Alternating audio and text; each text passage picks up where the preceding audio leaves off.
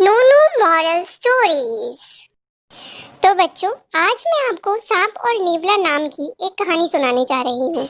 एक गांव में एक किसान रहता था जो बहुत ही मेहनती था। उसके रोज की दिनचर्या थी कि वो सुबह अपने खेतों पर जाता और शाम को घर वापस आ जाता था। बस यही दिनचर्या थी उसकी रोज की। एक दिन की बात है, उसे अपने खेत पे एक नेवला दिखाई दिया जो बहुत ही छोटा था। उसे बहुत प्यारा लगा वो नेवला और वो उसे उठा के अपने घर पर लेके चला गया।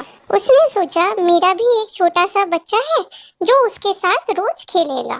और जब किसान उस नेवले को घर पर लेके आया तो उसकी पत्नी उस नेवले को देखकर डर गई। फिर किसान ने कहा, अरे अरे डरो नहीं, ये तो बस एक छोटा सा नेवले का बच्चा है, ये भी हमारे बच्चे के साथ खेलेगा। तुम जो कुछ भी अपने बच्चे को पढ़ाती हो वही उस नेवले को भी पढ़ाना और सिखाना, वो भी वही सीखेगा। किसान की बात सुनकर उसकी पत्नी को थोड़ी संतुष्टि हुई और फिर उस नेवले के पास गई। किसान से कहने लगी, हम इसका नाम क्या रखेंगे? किसान ने कहा, हम इसका नाम गबरू रखते हैं। फिर धीरे धीरे दिन बीतते गए।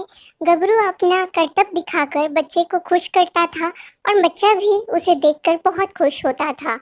धीरे धीरे किसान की पत्नी को भी सांत्वना होने लगी कि ये बहुत ही अच्छा जानवर है जो मेरे बच्चे के साथ खेलता है और मेरी हर एक बात मानता है। धीरे धीरे समय बीतता गया, गबरू बड़ा होता गया। बच्चा भी गबरू के साथ बहुत खुश रहता था। किसान की पत्नी भी गबरू के हवाले अपने बच्चे को छोड़कर बाहर के काम निपटा लेती थी।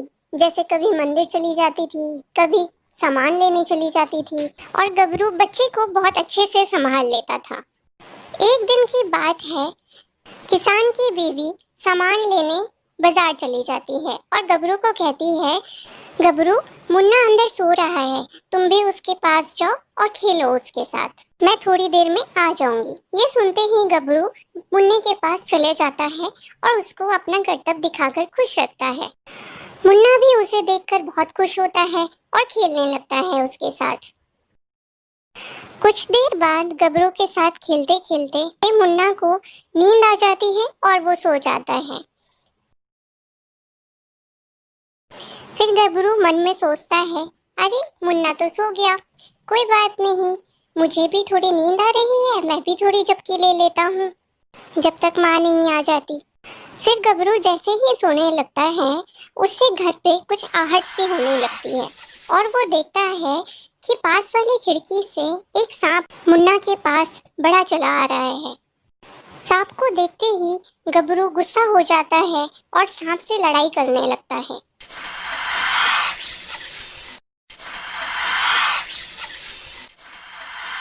सांप बहुत कोशिश करता है कि वो मुन्ने के पास चला जाए और उसको डस ले, लेकिन गबरू उसे जाने नहीं देता। लेकिन वो सांप ऐसा वैसा सांप नहीं था, बहुत ही बड़ा सांप था जिसे मारना बहुत ही मुश्किल था। फिर गबरू पूरी ताकत से उस सांप को काट लेता है, जिससे वो सांप लहूलुहान होकर जमीन पर गिर जाता है। जब गबरू देखता है कि वो सांप मर चुका है तो गबरू बच्चे के पास आकर उसको प्यार करने लगता है। लेकिन बेचारा गबरू इस बात से अनजान होता है कि उसके मुंह पर भी बहुत सारा सांप का खून लगा हुआ था और बच्चे को प्यार करने लगता है और उसे अच्छे से सुला देता है। फिर वो माँ के आने का इंतजार करता है। कुछ देर बाद घर पे आहट होती है, उसे पता चल जाता है कि माँ आई है। वो घर के दरवाजे पर पहले ही पहुंच जाता है ताकि वो माँ को भी दिखा सके कि वो किस तरह से सांप से लड़ा था। लेकिन उसके मुंह पर खून देखकर माँ को बहुत गुस्सा आता है। वो ये सोचती है कि उसने बच्चे को काट लिया और गबरू के ऊपर चिल्लाकर बोलती है कि तू चला जा यहाँ से, तूने मेरे बच्चे को काटा, तू चला जा यहाँ से। पर बेजुबान गबरू कुछ बोल नहीं पाता, पर इशारा करके समझाता है, लेकिन माँ को कुछ समझ नहीं आता और वो उसे भगा देती है। तभी किसान की पत्नी को बच्चे के रोने की आवाज़ आती है। वो मुन्ने के कमरे में जाती है और देखती है कि एक लहूलुहान सांप जमीन पर मरा पड़ा है और बच्चा रो रहा है। ये देखकर वो सारा माजरा समझ जाती है कि उस समय क्या हुआ होगा। वो बच्चे को जल्दी से गोदी में उठा लेती है, लेकिन उसे बहुत ही अफसोस होता है कि उसने गबरू को मार के भगा दिया। शाम को जब खेत से किसान घर वापस लौटता है तो वो गबरू को पुकारता है, लेकिन उसकी पत्नी बाहर आकर उसे सब कुछ बताती है कि गबरू ने कैसे बच्चे की जान बचाई और मैंने उसे मार मार कर भगा दिया।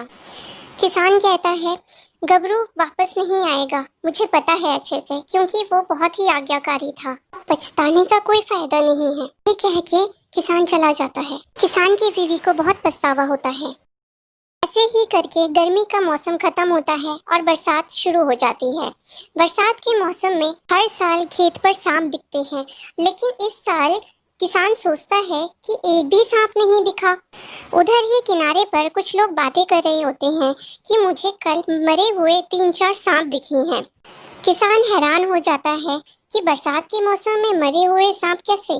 अगले दिन जब किसान अपने खेत जोत रहा था, उसी झाड़ियों में से कुछ आवाज आने लगती है और वो जाकर देखता है कि एक झाड़ी में से सांप निकल रहा है और एक नेवले ने उसे लहूलुहान कर दिया है। जब किसान पास जाकर देखता है, उसे सब समझ में आ जाता है कि ये और कोई नहीं गबरू ही है। लेकिन जैसे ही गबरू ने किसान को देखा तो वहाँ से जाने लगा। किसान ने बुलाया, गबरू बेटा गबरू। तो गबरू उसके पास आ गया और दोनों गले लग गए और किसान रोने लगा। फिर किसान गबरू को घर ले आया, लेकिन माँ को देखते ही गबरू ने सोचा कि मैं कैसे उनके पास जाऊँ, वो मुझे फिर डांटेंगी। फिर पत्नी से किसान बोला, देखो मैं किसे लेकर आया हूँ। गबरू को देखते ही माँ की आंखों से आंसू आने लगे और गबरू भी रोने लगा।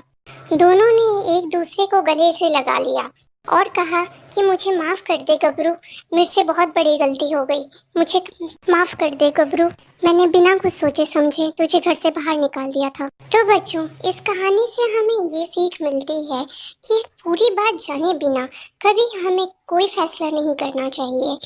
पहले पूरी बात जानना चाहिए और फिर उसके बाद अपना फैसला लेना चाहिए। तो बच्चों, आपको आज की ये कहानी कैसी लगी? अगर आपको पसंद आई तो सब्सक्राइब और लाइक करना मत भूलना, ताकि मैं आपके लिए और अच्छी अच्छी और मज़ेदार कहानियाँ लेकर आऊँ, जिससे आपको कुछ ना कुछ सीख ज़रूर मिलेगी। तो आज के लिए बाय।